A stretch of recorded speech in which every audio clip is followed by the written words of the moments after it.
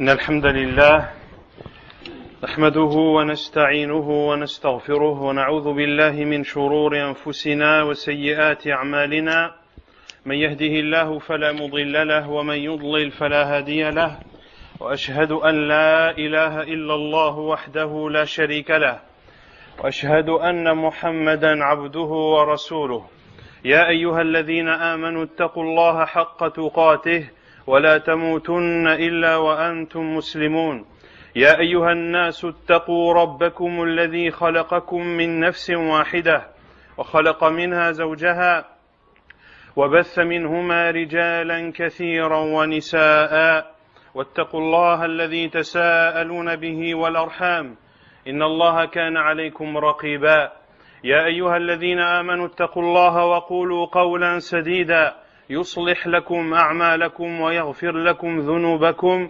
ومن يطع الله ورسوله فقد فاز فوزا عظيما أما بعد فإن خير الكلام كلام الله وخير الهدي هدي محمد صلى الله عليه وسلم وشر الأمور محدثاتها وكل محدثة بدعة وكل بدعة ضلالة وكل ضلالة في النار أما بعد فبادئ بدء فإنه يسرني ويشرفني أن أكون بين يديكم وأن ألتقي بإخواني في مدينة تولوز ونسأل الله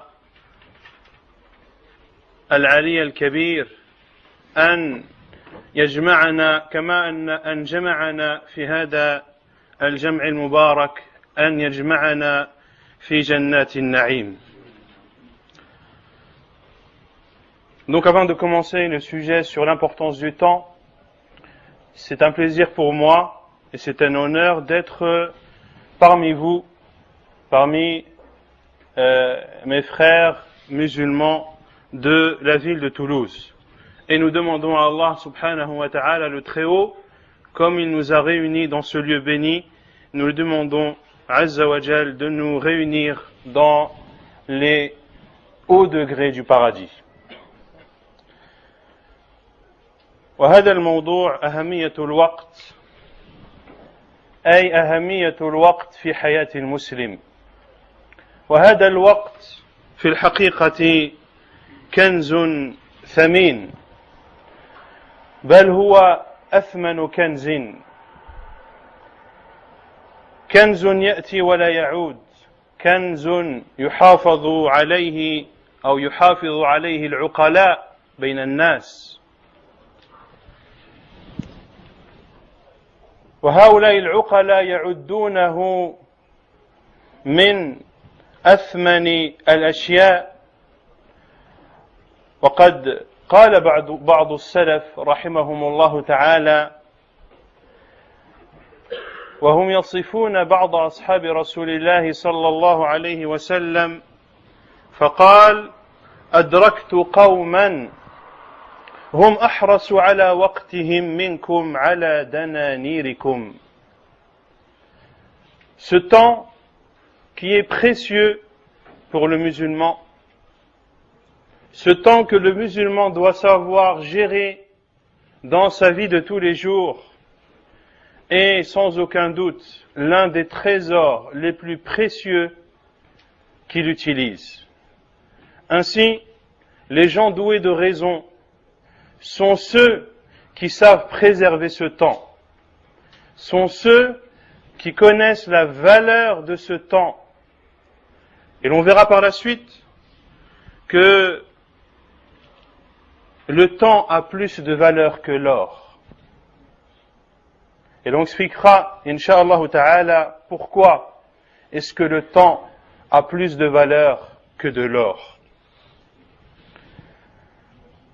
Et nos pieux prédécesseurs, certains d'entre eux, lorsqu'ils parlent des compagnons du prophète sallallahu alayhi wa sallam, les décrivent en disant que c'était des personnes qui donnaient de l'importance à leur temps plus que nous en donnons à notre argent. Regardez les gens et plus le temps avance, et plus les gens sont attachés à cette vie d'ici-bas, et plus ils donnent de l'importance à l'argent et au matériel. Regardez les gens à notre époque, les efforts qu'ils produisent pour gagner un salaire. Ils se lèvent le matin tôt et rentrent le soir tard. Tout ceci dans le but de ramasser de l'argent. Et ensuite, leurs intentions diffèrent. Certains en font un bon usage et se rapprochent d'Allah subhanahu wa ta'ala. D'autres, au contraire, en font un usage malsain qui les éloigne d'Allah subhanahu wa ta'ala. Ainsi, le musulman doit avoir dans son esprit l'importance de ce temps qui est immense. Et celui qui médite dans les versets du livre d'Allah subhanahu wa ta'ala et dans les hadiths du prophète sallallahu alayhi wa sallam, celui qui médite sur tous ces textes se rendra compte que l'islam nous donne une immense importance à ce temps. Et on va citer quelques-uns de ces textes à titre d'exemple, car s'il fallait tous les citer, vous vous doutez bien qu'une seule conférence ne suffirait pas. فمن النصوص في كتاب الله سبحانه وتعالى التي تبين أهمية الوقت ما أقسم الله عز وجل به في آيات كثيرة. أقسم الله عز وجل بالعصر والضحى والفجر والليل والنهار ونحو ذلك كقوله تعالى والفجر وليال عشر وقوله تعالى والليل إذا يغشى والنهار إذا تجلى وكقوله تعالى والشمس وضحاها والقمر إذا تلاها والنهار إذا جلاها والليل إذا يغشاها وكقوله تعالى والضحى وكقوله تعالى والعصر ونحوها من الآيات الكثيرة في كتاب الله تعالى. وهذا الإقسام من الله سبحانه وتعالى كما تعلمون فيه بيان لأهمية الوقت، لأن الله عز وجل إذا أقسم بشيء من مخلوقاته فهذا دليل على عظم المقسم عليه، وهذا معروف لدى الجميع وقد ذكره غير واحد من أهل العلم. Parmi ces versets dans le livre d'Allah subhanahu wa ta'ala qui montrent l'importance du temps et ce par quoi Allah azza wa jal a juré dans son noble livre. Et Allah azza wa jal, le créateur de toutes choses, est le seul à avoir le droit subhanahu wa ta'ala de jurer par ses créatures. Quant à ces créatures, elles n'ont le droit de jurer que par Allah, comme l'a dit le prophète sallallahu alayhi wa sallam, Man kana halifan falyahlif billahi aw liyasmut, que celui qui jure, qu'il jure par Allah ou bien qu'il se taise. Allah azza wa jalla dans les versets a juré par le temps. Il a juré par l'aube. Il a juré par le jour montant. Il a juré par le jour et la nuit, subhanahu wa ta'ala. Il dit azza wa jal, selon le sens, par la nuit quand elle enveloppe tout, par le jour quand il éclaire. Il dit azza wa jal, par l'aube et par les 10 nuits. Et il dit subhanahu wa ta'ala, selon le sens, par le soleil et par sa clarté, et par la lune quand elle le suit, et par le jour quand il l'éclaire, et par la nuit quand elle l'enveloppe. Et bien d'autres versets qui montrent l'importance du temps. Car Allah Azza wa Jal, lorsqu'il jure par l'une de ses créatures, cela montre l'importance de celle-ci. Et beaucoup de savants ont cité cela, et je pense que ce n'est pas une chose inconnue pour vous.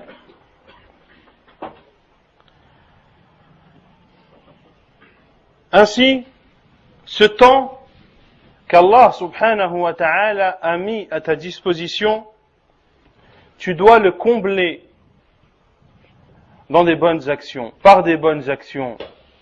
Tu dois utiliser ce temps pour te rapprocher d'Allah subhanahu wa ta'ala, pour faire ce qu'Allah azza wa jal t'a ordonné de faire, et pour t'éloigner et t'abstenir de ce dont Allah subhanahu wa ta'ala t'a interdit.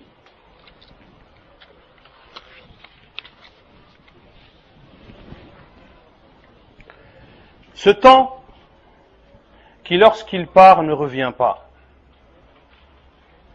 Lorsque le temps te passe sous le nez, lorsque une seconde passe sans que tu en aies profité, eh bien sache que c'est une seconde qui est partie et que tu ne récupéreras plus jamais.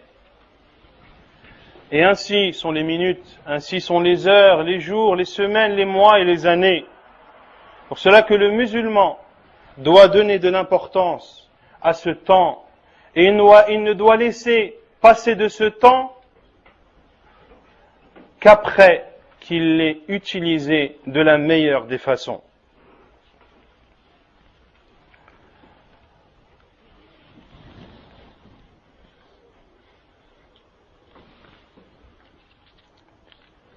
Plusieurs versets également dans Surat An-Nahl, les abeilles, qui est aussi appelée par certains savants Suratun Ni'am, la sourate des bienfaits. Car c'est une sourate dans laquelle Allah subhanahu wa ta'ala énumère de nombreux bienfaits dont il nous a comblés subhanahu wa ta'ala. Ainsi, certains savants l'ont nommé la sourate des bienfaits. Dans cette sourate, An-Nahl, les abeilles, Allah subhanahu wa ta'ala nous montre que ce temps qu'il a mis à notre disposition est un bienfait d'Allah azza wa jal sur nous. Il dit azza wa jal: وَسَخَّرَ لَكُمُ اللَّيْلَ وَالنَّهَارَ وَالشَّمْسَ وَالْقَمَرَ وَالنُّجُومُ مُسَخَّرَاتٌ بِأَمْرِهِ إِنَّ فِي ذَلِكَ لَآيَاتٍ لِقَوْمٍ يَعْقِلُونَ. Allah Azza wa Jalla dit selon le sens: il a mis à votre disposition la nuit et le jour, le soleil et la nuit, et à son ordre sont assujettis les étoiles. Voilà bien là des preuves pour des gens qui raisonnent. Allah Azza wa Jalla a mis à notre disposition la nuit et le jour. La nuit et le jour qui se succèdent. La nuit succède au jour et le jour succède à la nuit.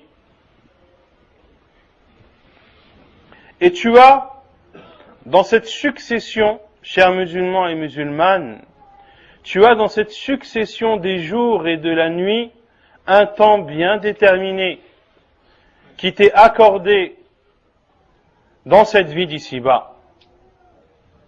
Et sache que tu n'auras pas d'ajout sur ce temps qui t'a été accordé. C'est un temps bien précis, déterminé par Allah subhanahu wa ta'ala. C'est ton temps de vie. Et si Allah subhanahu wa ta'ala a décidé que tu meurs la nuit, eh bien par Allah, le jour n'arrivera qu'après que ton âme ait quitté ton corps. Et si Allah Azza wa Jalla a décrété que tu meurs le jour, eh bien sache par Allah que la nuit ne tombera qu'après que ton âme ait quitté ton corps. Ainsi, tu dois avoir à ton esprit, chers musulmans et musulmanes, tout d'abord l'importance de ce temps, mais aussi que ce temps est bel et bien compté à la seconde près.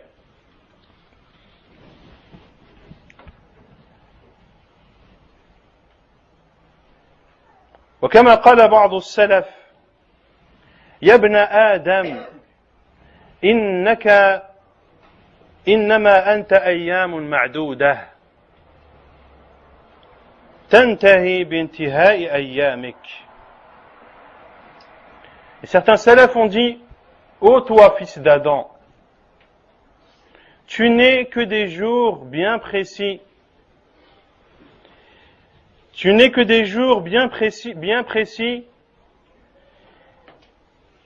qui se termineront par la fin de ta vie. Qui se termineront par la fin de ta vie.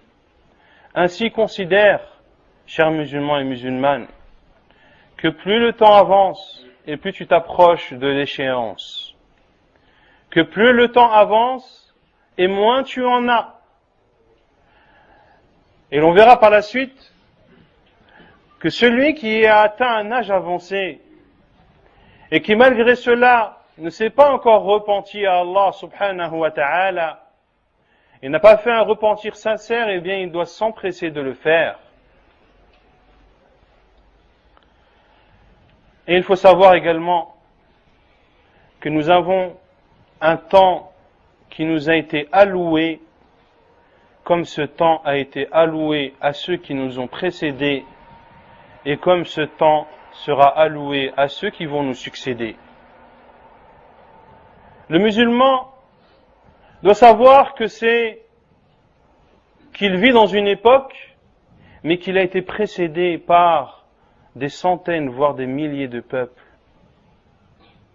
Tu n'es qu'un être humain lambda qui a été précédé par des milliards et des milliards d'êtres humains et qui sera suivi par des milliards et des milliards d'êtres humains. Ainsi, il faut te remettre en question et te dire que des peuples t'ont précédé et eux aussi ont eu un temps alloué, un temps bien précis qui leur a été accordé. Et certaines de ces personnes l'ont utilisé dans l'adoration d'Allah et dans son obéissance. Et on espère pour eux le pardon et le paradis. Et certaines de ces personnes également n'ont pas utilisé ce temps comme il le fallait. Ils l'ont utilisé dans la désobéissance d'Allah Azza wa Jal, dans la débauche, dans l'égarement, dans le polythéisme, wal-iyadhu billah. Et on a peur pour ces personnes de l'enfer. Ainsi, tu dois te remettre en question, chers musulmans, pour ne pas tomber dans ce panneau et pour prendre comme ibrah, comme morale, ceux qui t'ont précédé.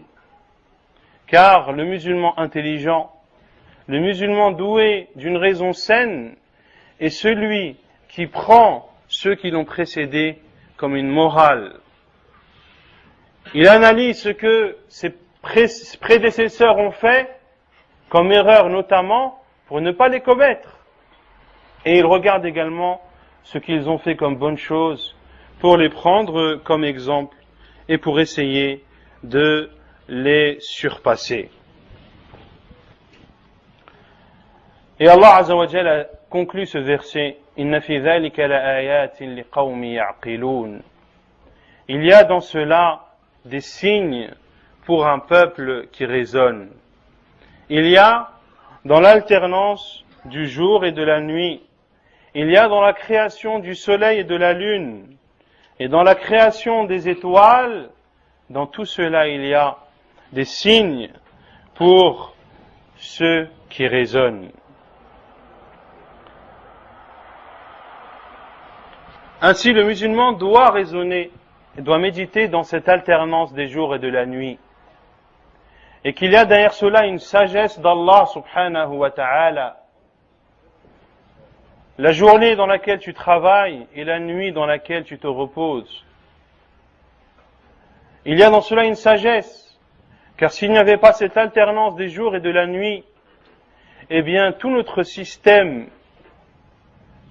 tout le système ou l'écosystème qu'il y a autour de nous ne fonctionnerait pas aussi parfaitement qu'il fonctionne grâce notamment par la sagesse d'Allah subhanahu wa ta'ala à l'alternance des jours et de la nuit.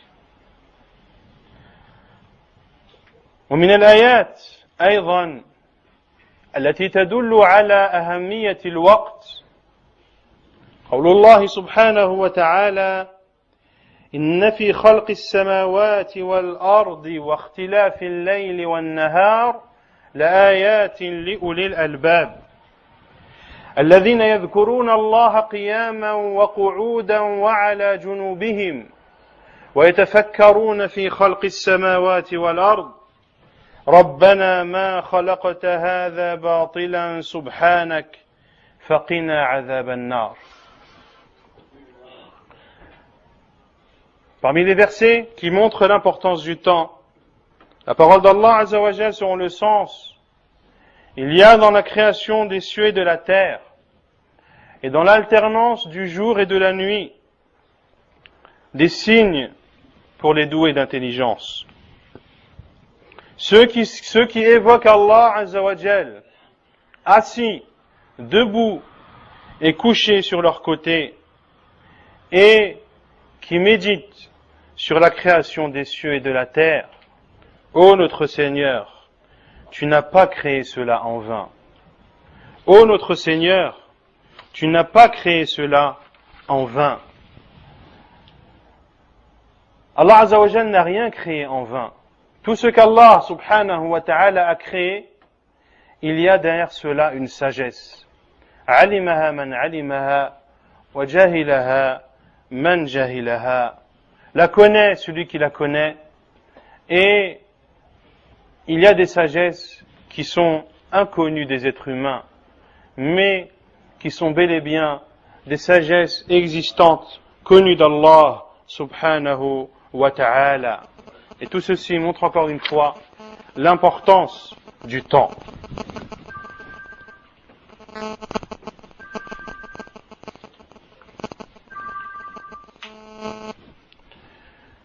L'alternance du jour et de la nuit, Allah Azza wa Jal a dit également dans un autre verset de Surat Al-Furqan وَهُوَ الَّذِي جَعَلَ اللَّيْلَ وَالنَّهَارَ خِلْفَةً لمن أراد أن يذكر أو أراد شكورا. Allah Azza wa Jal dit, et c'est lui qui a assigné une alternance à la nuit et au jour. Pour qui? Pourquoi? Pour quiconque veut y réfléchir ou montrer sa reconnaissance. Pour tous ceux qui veulent réfléchir et montrer sa reconnaissance. Réfléchir à l'immensité d'Allah subhanahu wa ta'ala. Car lorsque tu médites sur l'alternance du jour et de la nuit, qui s'alternent de façon chronométrée, le jour arrive au meilleur moment auquel il doit arriver, de même pour la nuit. Et cette précision montre la grandeur d'Allah subhanahu wa ta'ala et la puissance infinie de notre Créateur subhanahu wa ta'ala. Ceci amène le musulman à évoquer Allah Azza wa Jal. Mais il l'amène aussi à être reconnaissant, car c'est un bienfait d'Allah Azza wa Jal qu'il t'a accordé. Et vous savez tous que le musulman qui bénéficie d'un bienfait parmi les bienfaits d'Allah subhanahu wa ta'ala doit utiliser ce bienfait dans l'obéissance d'Allah. Car il fait partie de l'ingratitude d'utiliser les bienfaits d'Allah Azza wa Jal sur toi pour lui désobéir. Hada min kufrin ni'mah. Cela fait partie de l'ingratitude envers ton Seigneur subhanahu wa ta'ala, qui t'a accordé la vue, l'ouïe, qui t'a accordé la raison, qui t'a accordé la faculté de parler, de te déplacer. Il t'a donné des mains, des jambes, des pieds, subhanahu wa ta'ala.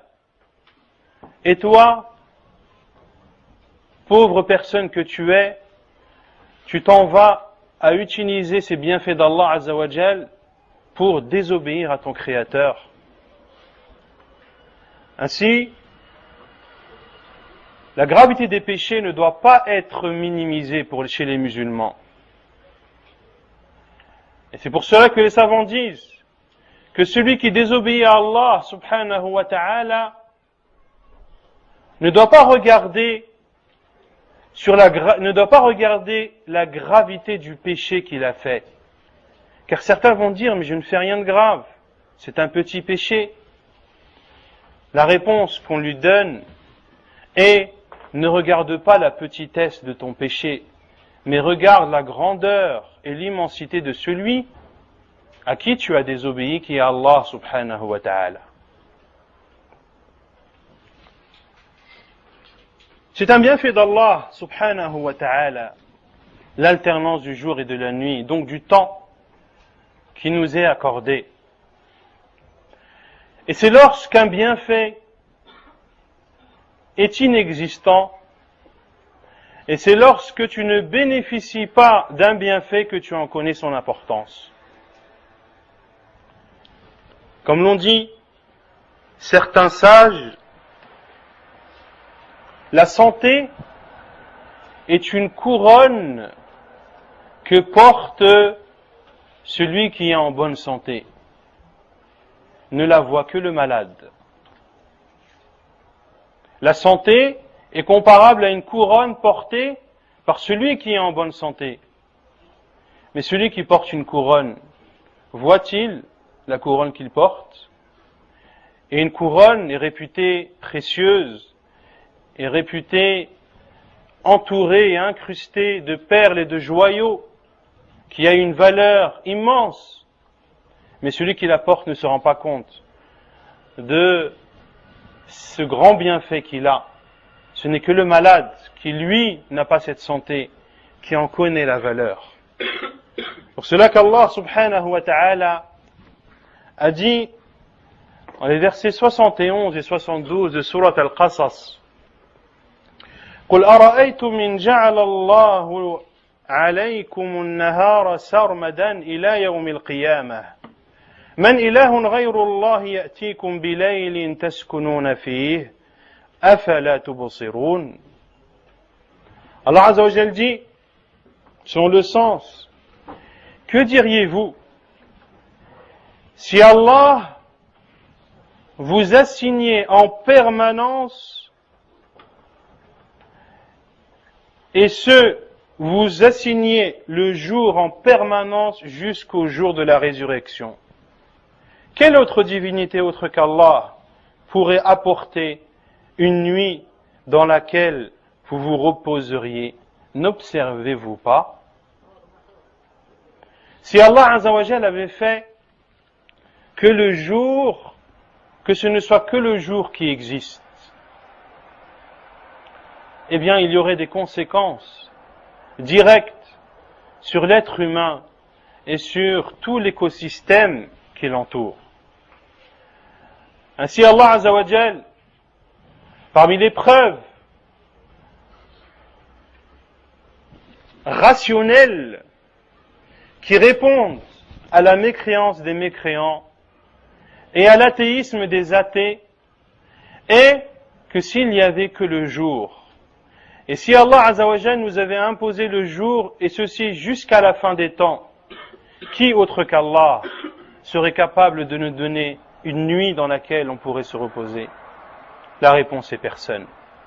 Personne autre qu'Allah subhanahu wa ta'ala. Et il dit Azza wa Jal, قُلْ أَرَأَيْتُمْ إِنْ جَعَلَ اللَّهُ عَلَيْكُمُ اللَّيْلَ سَرْمَدًا إِلَى يَوْمِ الْقِيَامَةِ مَنْ إِلَهٌ غَيْرُ اللَّهِ يَأْتِيكُمْ بِضِيَاءٍ أَفَلَا تَسْمَعُونَ.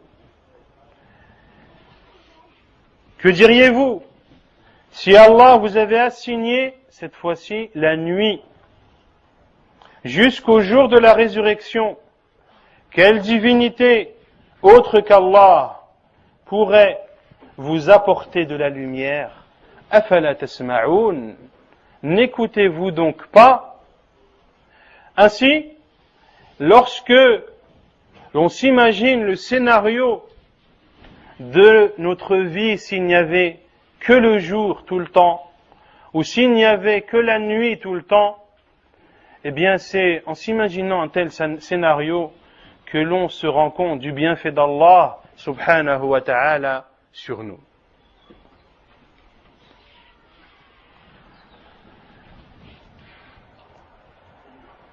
Également, parmi les preuves dans le Coran qui nous montrent l'importance du temps, sont les versets dans lesquels Allah subhanahu wa ta'ala nous parle de ceux qui ont perdu leur temps, qui ont perdu leur vie dans la mécréance, dans la désobéissance, dans l'égarement, dans le fait d'outrepasser les limites, dans le fait de s'éloigner de l'obéissance d'Allah subhanahu wa ta'ala. Lorsque la mort les frappera et lorsqu'ils seront présentés devant Allah subhanahu wa ta'ala le jour du jugement, ils regretteront d'un énorme regret et ils espéreront d'une immense espérance pour voir revenir sur terre ne serait-ce qu'un court instant, afin qu'ils puissent profiter de ces quelques courts instants qui leur seraient donnés pour obéir à Allah subhanahu wa ta'ala. Allah azza wa jalla dit: Ya ayyuhalladhina amanu la tulhikum amwalukum wala awladukum an dhikrillah wa man yaf'al dhalika fa ulaika humul khasirun. وأنفقوا مما رزقناكم من قبل أن يأتي أحدكم الموت فيقول رب لولا أخرتني إلى أجل قريب فأصدق وأكن من الصالحين. Allah Azza wa Jalla dit, c'est en le sens,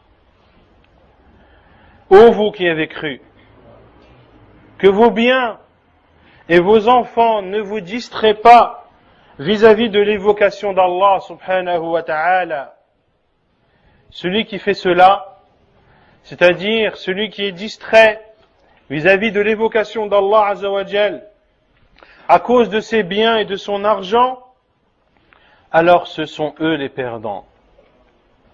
Puis Allah azza wa jal nous donne une recommandation en disant: et donnez en aumône de ce que nous vous avons accordé avant que la mort ne frappe l'un d'entre vous et qu'ils disent: si seulement tu m'accordais un court délai, un court instant.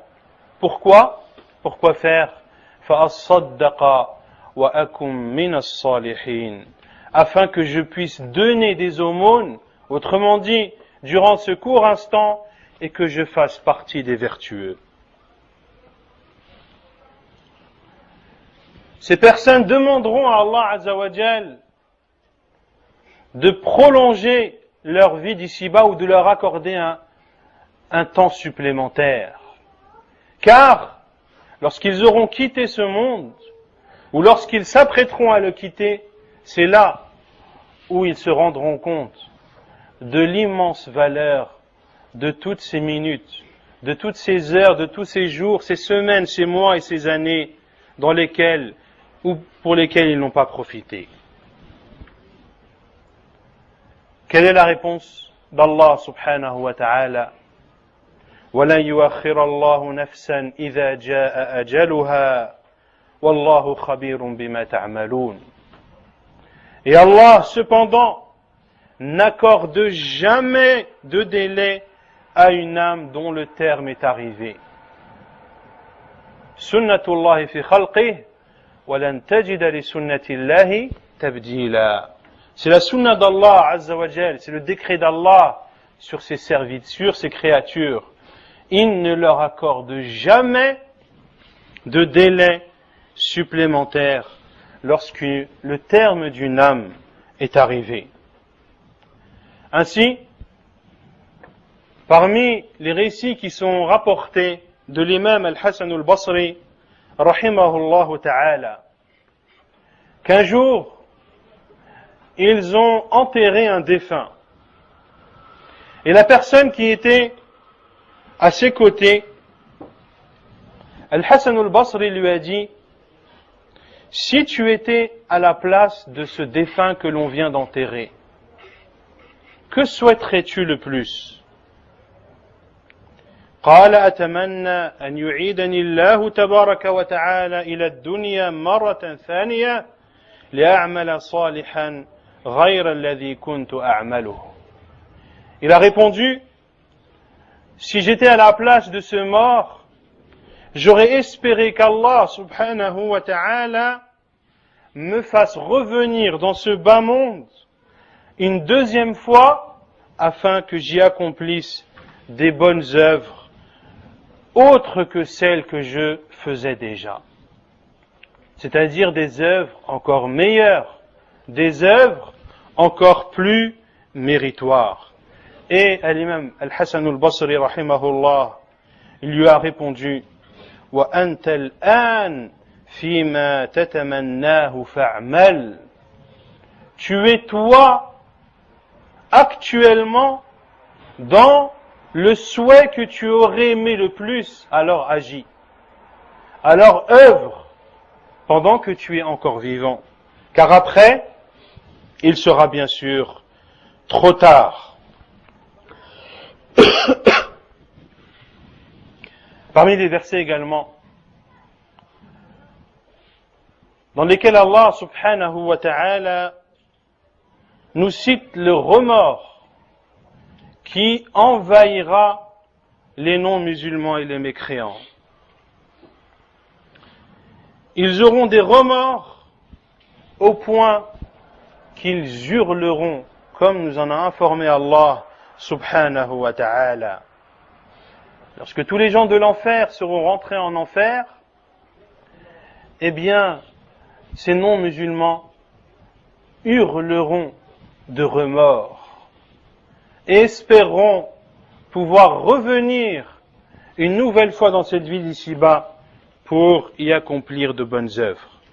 Allah Azza wa Jal a dit وَالَّذِينَ كَفَرُوا لَهُمْ نَارُ جَهَنَّمَ لَا يُقْضَى عَلَيْهِمْ فَيَمُوتُوا وَلَا يُخَفَّفُ عَنْهُمْ مِنْ عَذَابِهَا كَذَلِكَ نَجْزِي كُلَّ كَفُورٍ وَهُمْ يَصْطَرِخُونَ فِيهَا رَبَّنَا أخرجنا نعمل صالحا غير الذي كنا نعمل. Allah Azza wa Jalla a dit selon le sens, ceux qui ont mécru auront le feu de l'enfer. On ne les achève pas pour qu'ils meurent, de même qu'on ne leur allège rien de ces tourments. Vous savez que les gens de l'enfer, lorsque les gens de l'enfer seront entrés en enfer et lorsque les gens du paradis seront entrés au paradis, on apportera la mort sous forme d'un bélier qui sera égorgé. Puis un appeleur dira, en s'adressant aux gens du paradis, ô vous les gens du paradis, éternité et point de mort. Il n'y aura plus de mort. Vous resterez au paradis pour l'éternité. Et ainsi, la joie qu'ils avaient déjà de faire partie des élus d'Allah subhanahu wa ta'ala, de ceux qui profitent du paradis et de ses délices, eh bien, d'apprendre qu'ils y resteront éternellement, accroîtra leur joie. Et ce même appeleur s'adressera aux gens de l'enfer, en leur disant, ô gens de l'enfer, khuludun wa la maut, éternité et point de mort. Et ainsi, ils auront plus de regrets et plus de remords qu'ils n'en avaient déjà.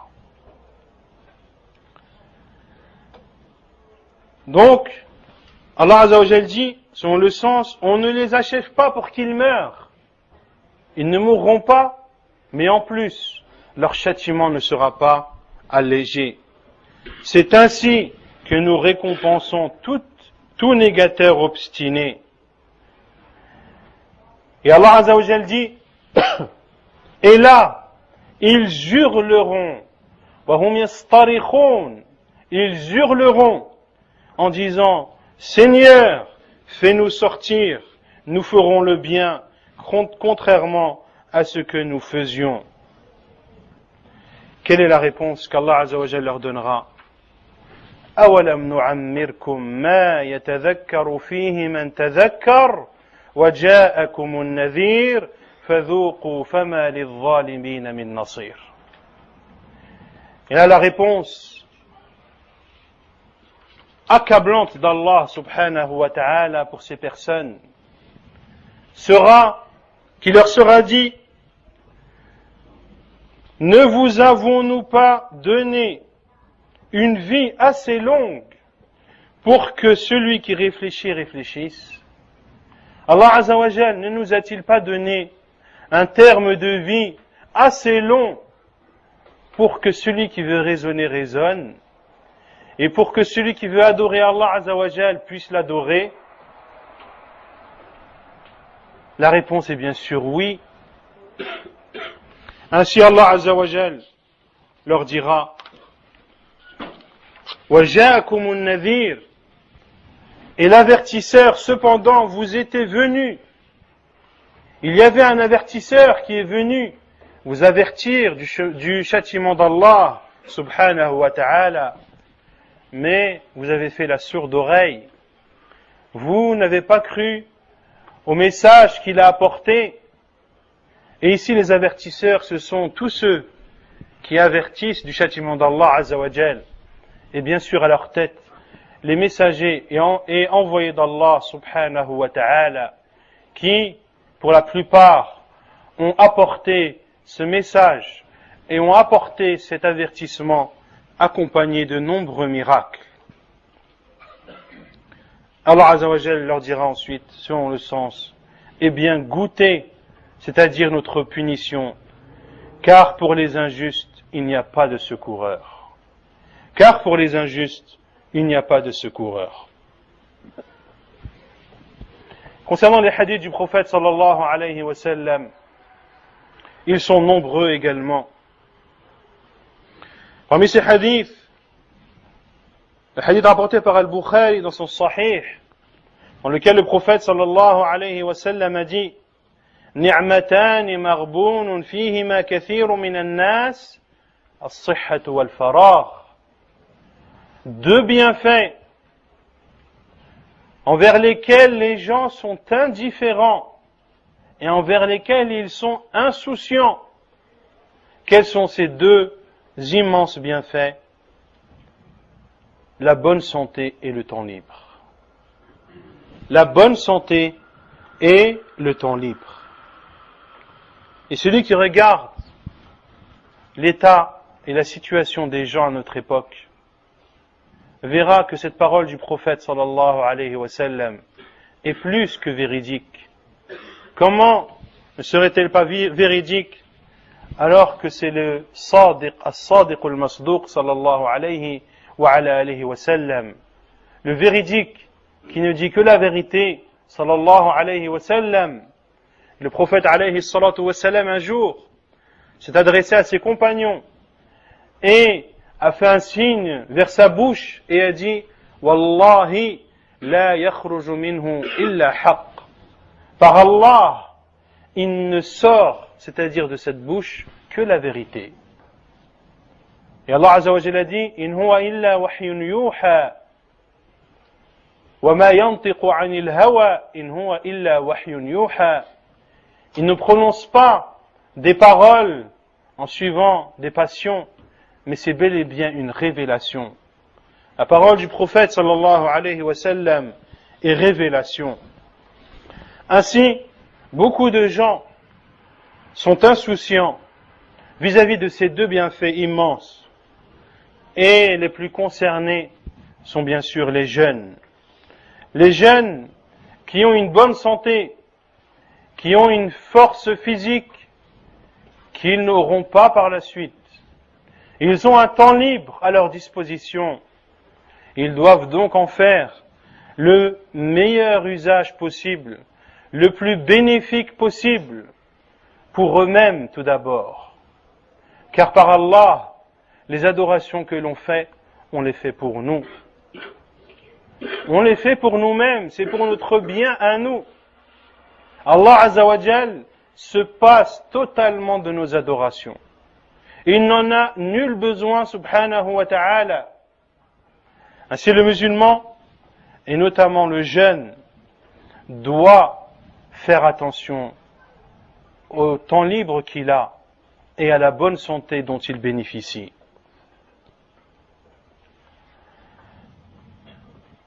Et malheureusement,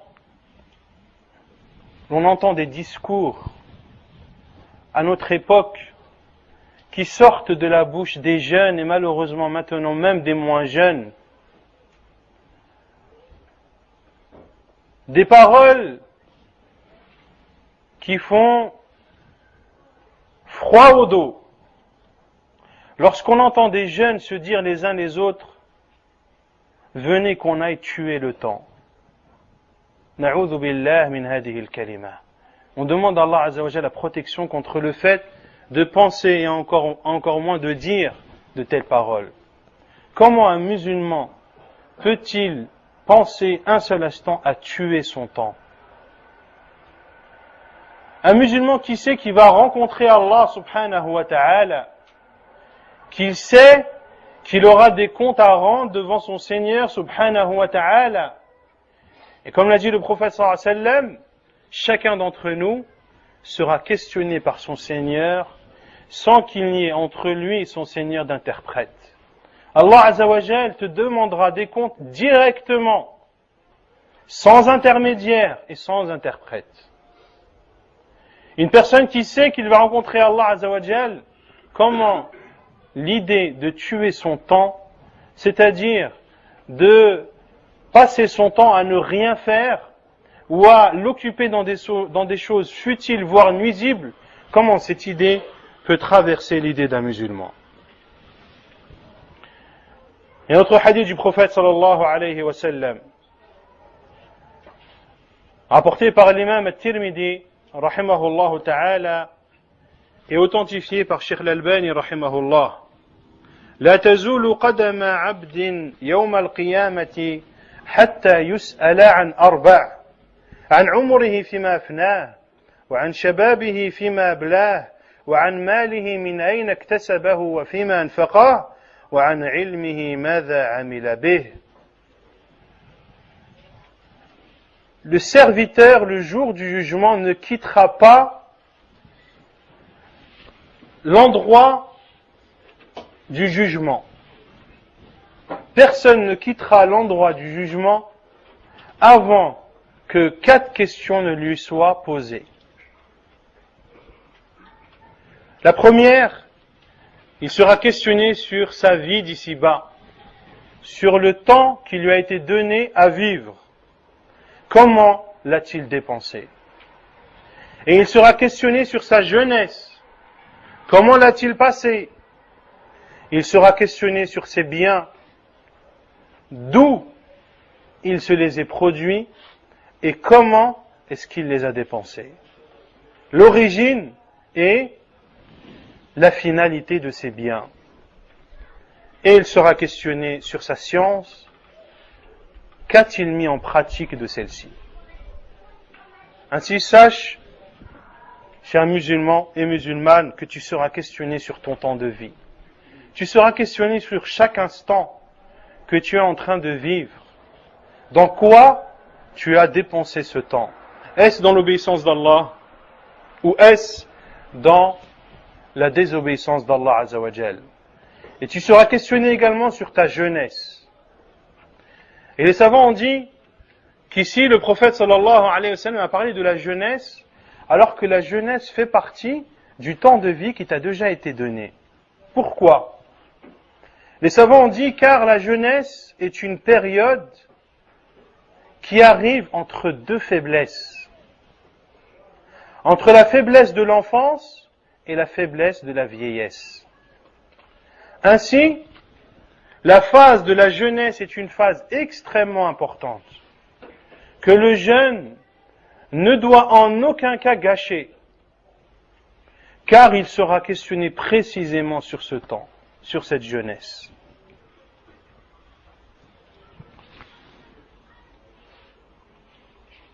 Et le prophète alayhi salatu wassalam nous demande de profiter de 5 choses. De profiter de la jeunesse avant la vieillesse, de profiter de la vie avant la mort, de profiter de la maladie de profiter de la bonne santé avant la maladie et de profiter de la richesse avant la pauvreté et de profiter du temps libre avant d'être occupé. Ces 5 choses, le prophète sallallahu alayhi wa sallam nous a recommandé de façon précise d'y donner une extrême importance. Et le musulman qui a pris connaissance de cette importance du temps doit donc être pris de remords lorsqu'il sent qu'il a passé une journée ou une heure dans laquelle il n'a pas profité, ni n'a lu un livre, ni n'a fait une bonne action, ni ne s'est rappelé Allah subhanahu wa ta'ala. Le musulman sincère doit être pris de remords et il doit être gêné lorsque un laps de temps, même court, lui passe sans qu'il en profite. Et sachez que les savants disent que si le temps s'achetait, il l'achèterait. Si le temps se vendait, il l'achèterait. Et c'est ce que m'a dit personnellement un cheikh lorsque je lui avais posé une question à l'époque sur un hadith où je lui avais demandé de faire une recherche sur son authenticité et il m'a dit Wallahi, law kana al-waqtu yushtara lashtaraytuh. Il m'a dit par Allah, si le temps se vendait, je l'aurais acheté. Car le temps, comme je l'ai dit, est plus important et a plus de valeur que l'or. Lorsque tu perds de l'or, de l'argent, des biens, eh bien, il te suffit de retrousser tes manches et de travailler plus que d'habitude pour récupérer cet argent que tu as perdu et voire récupérer plus. Mais jamais tu ne pourras récupérer une minute dans laquelle tu n'as pas profité. Et le musulman doit prêter attention et doit s'éloigner des choses qui lui font perdre son temps. Et l'imam Ibn al-Qayyim, rahimahullah, parmi ces choses qu'il a citées, qui font perdre le temps, il y a, et c'est juste à titre d'exemple, le sommeil, la nourriture et la parole. Le sommeil, qui est un droit que notre corps a sur nous. Wa inna li jasadika alayka haqqa, comme l'a dit le prophète sallallahu alayhi wa sallam. Et ton corps a un droit sur toi. Et parmi les droits de ton corps, c'est de lui donner le minimum de repos dont il a besoin. Ainsi, le sommeil n'est pas condamnable en soi, mais c'est l'excès dans le sommeil qui est condamnable. Il est condamnable premièrement car l'excès dans le sommeil est néfaste pour la santé, mais aussi parce que l'excès de sommeil est une perte de temps. La moyenne des gens, où les gens dorment en moyenne 8 heures par jour. Ainsi, à la fin de leur vie, il y aura un quart déjà de leur vie qu'ils auront passé à dormir. Que dire de ceux, wal-iyadhu billah, qui dorment 12 heures par jour? Il a 50 ans, mais en réalité, il n'en a que 25. il a passé 25 ans de sa vie à dormir.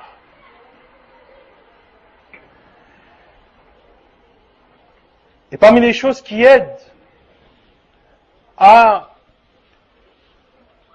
ce que le sommeil ne se transforme pas en perte de temps, il y a al-qayloula. Pour cela que celui qui regarde la sunna du prophète sallallahu alayhi wa sallam, il verra que ce que nous a conseillé le prophète sallallahu alayhi wa sallam n'est qu'un bien pour nous.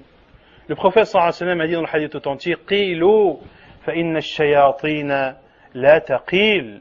Faites la qayloula, car les diables ne font pas la qayloula. La qayloula qui est le sommeil de l'après-midi. Certains disent c'est avant la prière de Dhuhr, certains disent c'est après la prière de Dhuhr. C'est un sommeil extrêmement bénéfique, dans lequel le musulman, dans une courte durée, un sommeil qui varie ou qui a une moyenne d'une demi-heure à peu près, redonne de l'énergie à ton corps et qui te permettra de moins dormir la nuit et ainsi de plus profiter de ton temps. Également, ce qui fait perdre le temps de beaucoup de gens est la nourriture. Certains prennent tout leur temps pour manger. De manger normalement leur prendrait 10 minutes, un quart d'heure, mais non, ils prennent 3 quarts d'heure, voire 1 heure, car tout ce repas est accompagné de paroles qui la plupart du temps sont des paroles futiles, qui n'ont aucun bénéfice, et ainsi, eh bien, lorsque l'on additionne toutes ces demi-heures en trop qu'il a passées dans l'heure du repas, eh bien, on verra que cela se transforme vers la fin de sa vie en mois, voire en des années, qu'Allah Azza wa Jal nous préserve de perdre notre temps de cette façon. Également à notre époque, beaucoup de choses ont été mises à la disposition des gens et qui en réalité leur font perdre plus de temps qu'autre chose. J'allais dire le téléphone, mais malheureusement, dans l'époque dans laquelle on vit, il n'y a pas que le téléphone. Il y a le téléphone, mais il y a surtout Internet. Internet dans lequel tu peux passer 5 heures sans t'en rendre compte. Tu peux passer des heures et des heures devant ton ordinateur sans t'en rendre compte, et par Allah, et que chacun fasse l'examen de soi-même. Après avoir utilisé ton ordinateur et après avoir consulté Internet, dans les choses licites bien sûr, pose-toi la question, quelle a été la plus-value? Quel a été le bénéfice? Qu'est-ce que j'ai tiré de cette heure dans laquelle je me suis posé devant mon ordinateur? Et vous verrez que le bilan est catastrophique. Que l'heure dans laquelle tu es resté devant ton ordinateur, 5 minutes t'auraient suffi. De même que les choses qui font perdre le temps des gens à notre époque, c'est de consulter l'information de façon abusive. Tu vas regarder une information dans tel journal, et puis tu vas écouter la même information dans l'autre journal, et la même dans l'autre, sous une forme différente. Au final, tu as lu 15 fois la même chose sur 15 supports différents. Les savants disent que le musulman doit avoir la connaissance de ce qui se passe autour de lui. Mais cela ne veut pas dire de perdre son temps et d'y consacrer des dizaines de minutes, voire des heures. Les savants à notre époque, et jusqu'à aujourd'hui, écoutent la radio 15 minutes le matin et ça suffit. Il est au courant de ce qui se passe dans le monde et il continue son apprentissage et son enseignement. Ainsi doit être le musulman et il doit être extrêmement vigilant face à toutes ces nouvelles technologies, les unes après les autres, qui en réalité font perdre plus de temps qu'autre chose. Même si en apparence, tu as l'impression d'avoir plus d'informations à ta disposition en moins de temps possible, mais lorsque tu regardes les divagations que tu as fait par-ci, les détournements que tu as fait par-là, eh bien tu verras qu'au final, le bilan est plus que négatif. Et nos salaf, nos pieux prédécesseurs, rahimahumullah, donnaient extrêmement d'importance au temps. Al-Hafidh al-Dhahabi, rahimahullah, lorsqu'il cite la biographie de Al-Khatib al-Baghdadi, rahimahullah, il disait que lorsqu'il marchait, il ne marchait qu'en ayant dans sa main un livre qu'il consultait.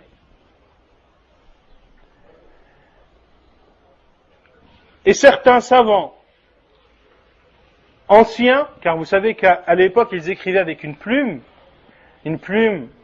en bois qu'ils avaient souvent besoin de tailler lorsque elle ne prenait pas l'encre suffisamment, et bien lorsqu'ils taillaient leur stylo, et bien ce temps qu'ils prenaient pour tailler leur stylo, ils le comblaient en évoquant le nom d'Allah subhanahu wa ta'ala, en révisant la science et autres. Pour cela que l'imam Ibn al-Qayyim rahimahullah a dit que la perte de temps est pire que la mort. Car de perdre ton temps t'éloigne d'Allah, de cette vie d'ici-bas et de l'au-delà. Quant à la mort, elle t'éloigne de quoi? Elle t'éloigne de la vie d'ici-bas uniquement. Ainsi, l'imam Ibn al-Qayyim rahimahullah a cité que la mort est pire que la perte de temps est plus grave que la mort. Et il cite également, l'imam Ibn al-Qayyim rahimahullah, qu'il connaît, c'est-à-dire il parle de personnes qu'il connaît personnellement, qui lorsqu'ils étaient pris de maladies et de fièvre, eh bien, ces personnes posaient un livre à côté de leur oreiller. Quand ils sentaient qu'ils se sentaient un peu mieux, ils prenaient le livre et le lisaient. Et lorsque le maux de tête et la fièvre redoublaient de puissance et de force, alors ils reposaient le livre pour attendre que la douleur passe.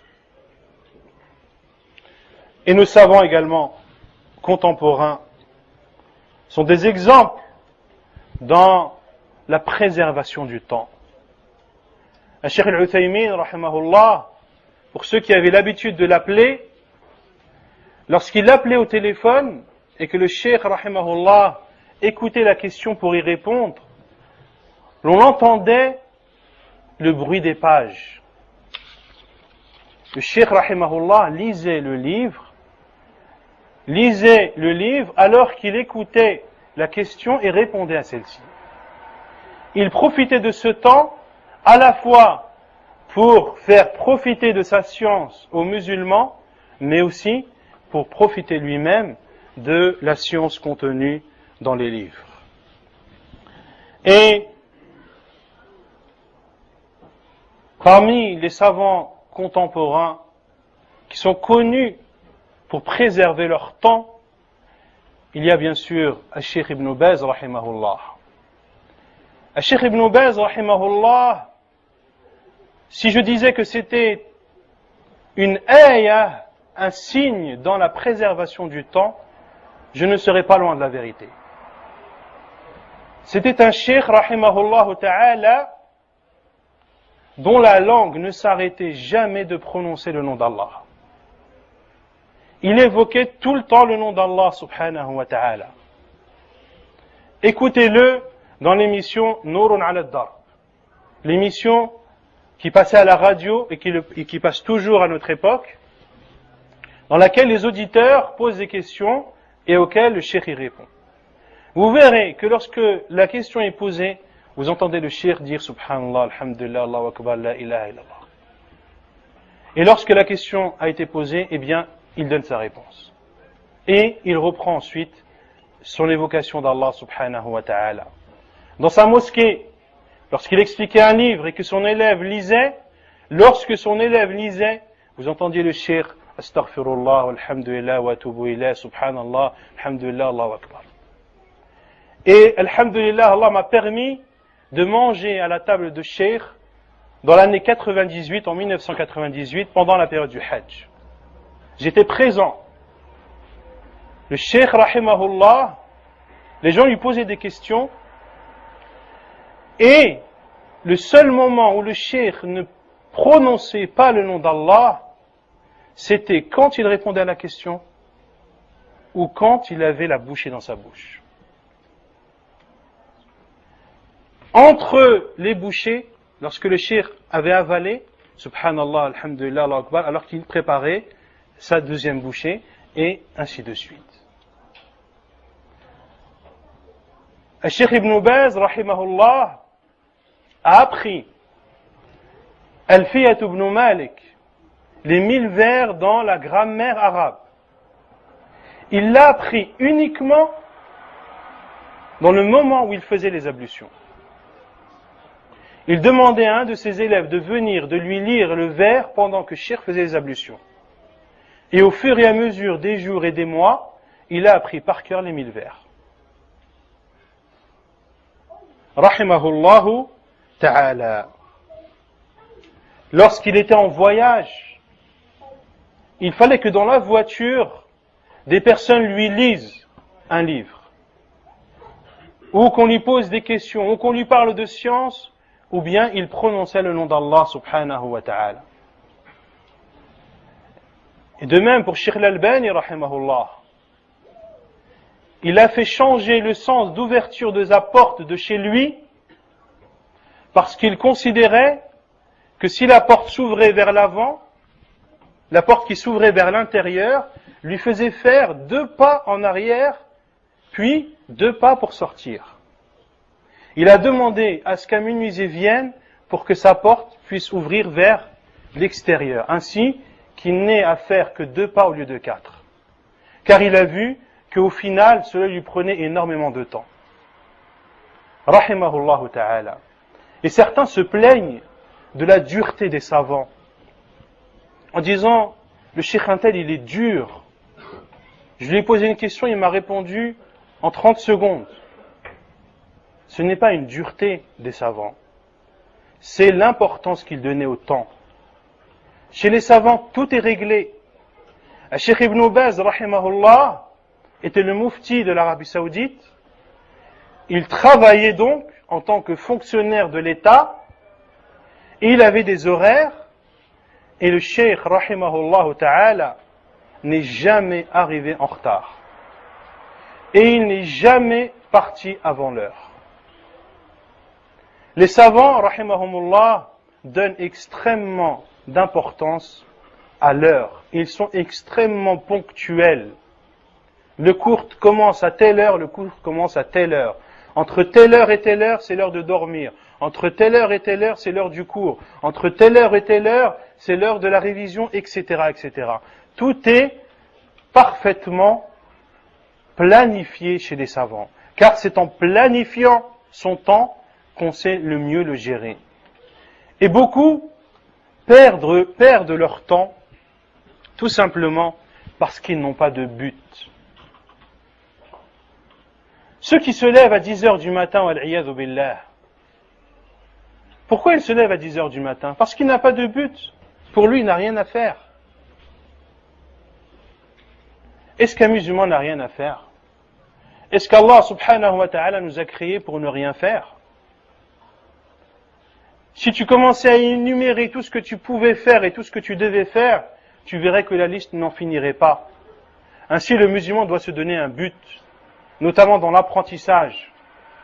Je dois, dans 2 mois, avoir lu tel et tel livre, avoir appris tel et tel vers. Je dois, chaque jour, avant le lever du soleil, apprendre 5 versets du Coran, par exemple. Et tu dois te fixer un but et t'y tenir. Et c'est comme cela que tu pourras revivifier la motivation que doit avoir tout musulman pour préserver son temps et pour lui donner l'importance qui est la sienne. ونكتفي بهذا القدر ونسأل الله سبحانه وتعالى أن يجعلنا من الذين يحافظون على أوقاتهم ونسأل الله عز وجل أن يغفر لنا ما قدمنا وما أخرنا وما أسررنا وما أعلنا وما هو أعلم به منا إنه سبحانه وتعالى ولي ذلك والقادر عليه. وصلى الله وسلم وبارك على نبينا محمد وعلى آله وصحبه أجمعين، وآخر دعوانا أن الحمد لله رب العالمين.